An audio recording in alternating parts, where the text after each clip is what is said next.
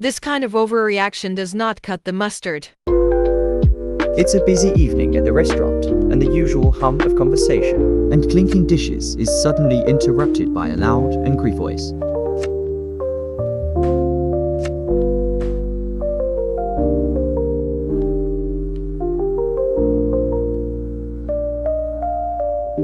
One of my co-workers rushes over to me, looking anxious. Hey, can you help? That guy at table 1 is really letting Annie have it.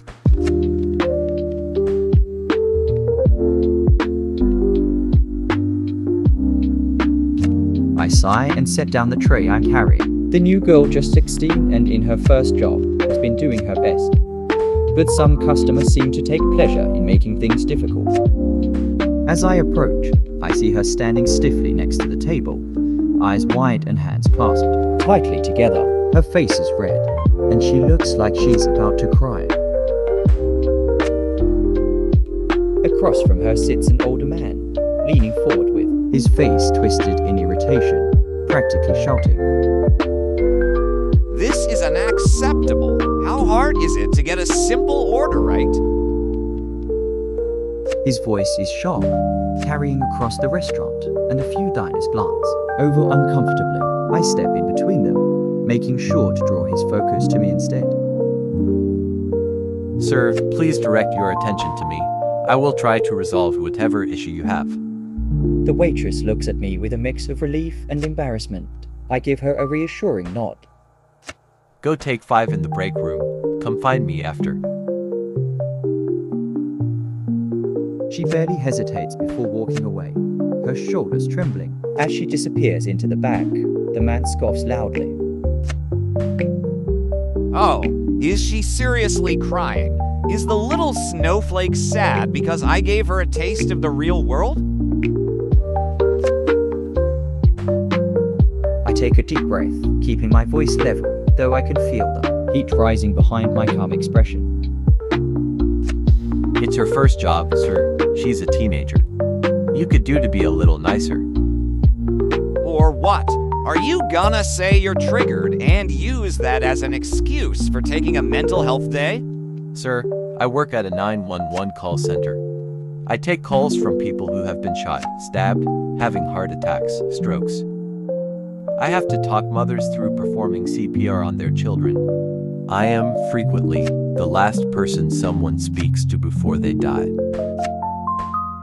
Yet I still find that job less mentally stressful than being here waiting tables.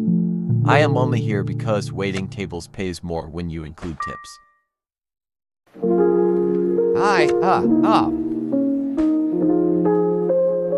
So I heard you were upset that we're out of Dijon mustard and only have mustard and honey. Is that correct? I apologize profusely for this gross injustice, and we will endeavor to ensure we have more in stock next time. Is that acceptable? Yes. Excellent. Enjoy your meal. Please understand if you get assigned a different member of the wait staff.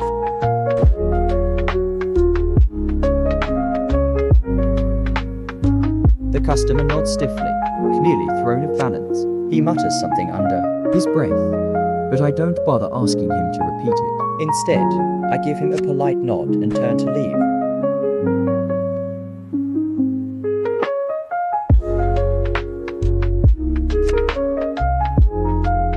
As I walk away, I glance toward the break room, where the new waitress is still gathering herself. She looks up, her eyes still glassy, and I offer her a small smile.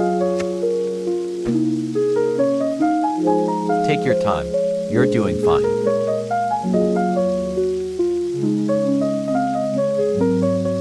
She nods, exhaling shakily, and I head back to the floor. The other servers have got bits and pieces of what just happened, and I notice a few of them giving me knowing smirks as I pass.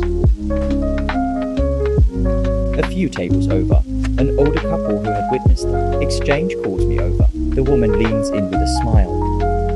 That was beautifully handled, dear, and don't worry about refilling our drinks. We'll be leaving a big tip for that poor girl. By the time I circle back, the man at table 1 is eating in silence, his bravado deflated. He doesn't complain again for the rest of the meal. When he finally leaves, I notice he tips exactly 50, nothing more, nothing less, not an apology, but at least it's something. As the man leaves, the restaurant settles back into its usual rhythm, the clatter of dishes, the murmur of conversations, the occasional burst of laughter. But then there are moments like this where you stand up for someone, and sometimes that makes it all worth it.